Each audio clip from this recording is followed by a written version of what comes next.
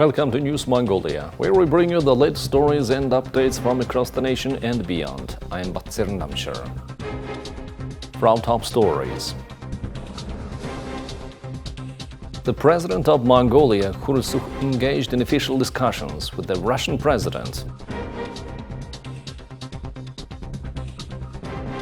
Key agreements signed during Russian President Vladimir Putin's official visit to Mongolia.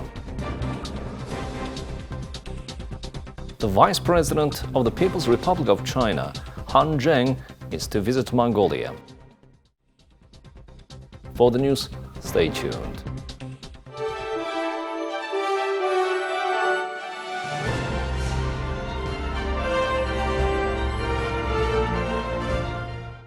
Russian President Vladimir Putin visited Mongolia on Tuesday. During this visit, President U.Khurelsukh of Mongolia and President Putin engaged in official discussions at the State Palace.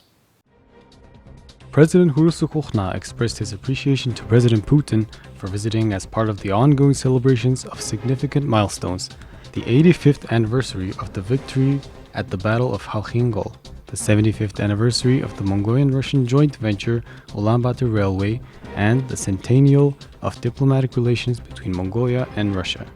The two presidents praised the agreement made for the supply of oil and petroleum products and the plans and budget for expanding and renovating the third thermal power plant during their visit.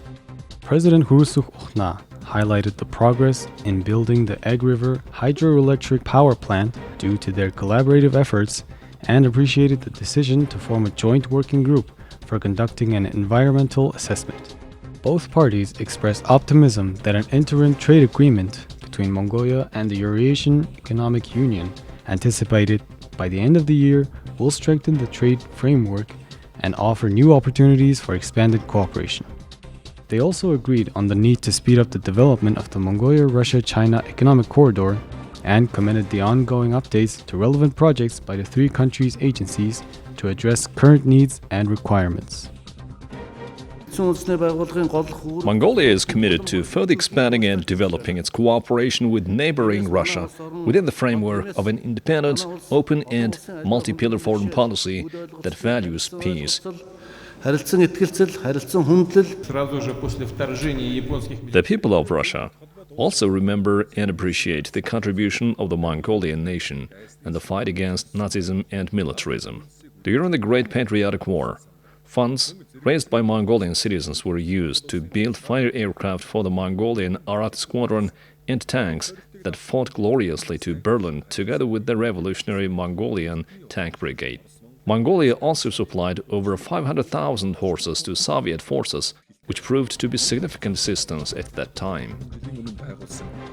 Following his meeting with Khurelsukh, Putin also met with the Mongolia's parliament speaker Dashtsugin Amroisolong and Prime Minister Lofson Namsrang Oyungirtin. This visit marks Putin's first trip to an International Criminal Court member country since the court issued an arrest warrant about 18 months ago. Before the visit, Ukraine urged Mongolia to extradite Putin to The Hague, and the European Union expressed concern that Mongolia might not enforce the warrant. A spokesperson for the Kremlin stated last week that they were not concerned about these issues. The official visit of Russian President Vladimir Putin to Mongolia has concluded. During his visit, several key agreements were signed. Details are in the following report. The Mongolian Minister of Energy Chogye Surumbattokh and his Russian counterpart, Sergei Yevgenyevich Tsivilyov, signed an agreement to develop plans for expanding and modernizing the third thermal power station in Ulaanbaatar. This will involve engineering surveys and the design of a new 50 MW high-pressure unit, as well as a 250 MW unit, while removing the existing 48 MW medium-pressure unit. The expansion aims to support Ulaanbaatar's heat supply, which currently relies on this plant for about 32% of its needs. The agreement will help determine the project's cost and timeline, paving the way for future agreements. An agreement between the Mongolian Industry and Mineral Resources Minister, Tawan Sirtorch, and the Russian Minister of Energy, Sergei Yevgenyevich Tsivilyov, was reached to ensure a consistent supply of oil and petroleum products from Russia to Mongolia. With Mongolia dependent on imports for its petroleum needs, This deal is crucial, as Russia had previously imposed export restrictions in 2023, though exceptions were made for countries with existing agreements and Eurasian Economic Union members. The same ministers also signed an agreement to increase the supply of aviation fuel to Mongolia. This deal aims to ensure a steady and affordable supply of fuel for the new Ulaanbaatar airport and support the needs of Mongolian airlines. The Mongolian Environment and Climate Change Minister Altuntoya Saltan and the Russian Natural Resources and Environment Minister Alexander Kozlov signed a memorandum of understanding on the conservation of Lake Baghl and the Siling River. This agreement focuses on environmental assessments, disaster prevention, and climate change adaptation. The countries will develop a roadmap and action plan to effectively manage and protect these vital water resources. The Mongolian Minister of Health, Mungsehan Tohtmul, and Anna Popova, head of the Russian Federal Services for the Oversight of Consumer Protection and Welfare, renewed their 2018 agreement on managing bubonic plague. The renewed agreement will enhance joint surveillance, research, the exchange of information, and training of experts, and facilitate coordinated responses to any emergencies. After the conclusion of these agreements, President Khurelsukh of Mongolia and Vladimir Putin of Russia held a press briefing to review the outcomes of the visit. Now let's take a look at the current affairs of Mongolia. The Vice President of China, Han Zheng, will visit Mongolia from September 6th to 8th. This visit is taking place on the invitation of the government of Mongolia as part of the 75th anniversary of the establishment of diplomatic relations between Mongolia and the People's Republic of China, according to the government's Press and Public Relations Department. City Mayor He Nyambatr has initiated a plan to reduce traffic congestion in the capital. He proposed that government employees work remotely 1 day a week, encouraged members of parliament to join efforts to reduce the impact of traffic congestion, and invited them to participate in the city's 5 main initiatives: eco-mobility, walking, car sharing, cycling, scootering, and using public transportation. The first meeting of the 20-minute City National Committee was held on September 2nd, 2024, during which short-term and long-term measures to reduce traffic congestion in Ulaanbaatar were planned and recommendations were issued. As part of these efforts, the city's public transport authority provided employee buses to serve over 1,400 staff members who are working at the State Palace. Mayor He Nyambatr emphasized that government employees receive allowances for food and transportation. By transferring that daily transportation allowance of 2,000 MNT for 22 working days to the city's public transport authority, over 1,400 employees working at the State Palace will be provided with transportation services using employee buses. The National Paralympic Committee of Mongolia honored its teams of athletes at the Paris 2024 Paralympic Games Village. During the event, Dea Nyamkhu, president of the committee, awarded cash prizes to several individuals for their outstanding achievements. These include International Master of Sports Surunjao, who became the first female Paralympic champion from Mongolia, silver medalist and honored athlete Baldrirtn, International Master of Sports Battuluk, and National Para-Taekwondo team coaches Irtnuatr, Batnasın, and Mahashiri. Additionally, swimmer Namong, who competed in the 50-meter freestyle event, and her coach Soft were also recognized with cash prizes.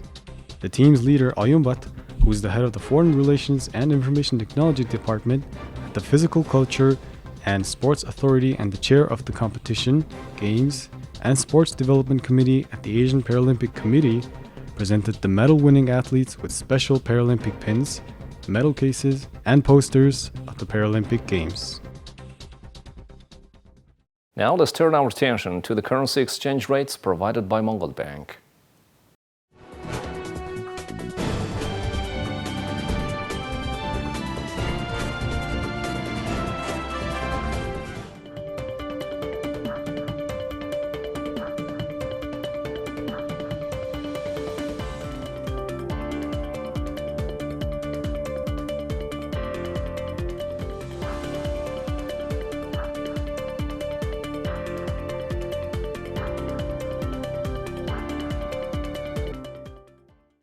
Now let's take a look at the weather forecast for Mongolia and the world major cities.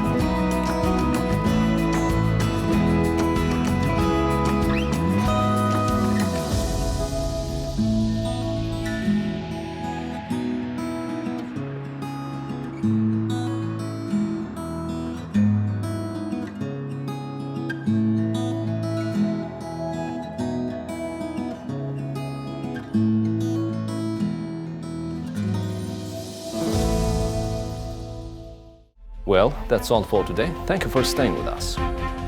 We'll see you tomorrow with more news and updates. Goodbye.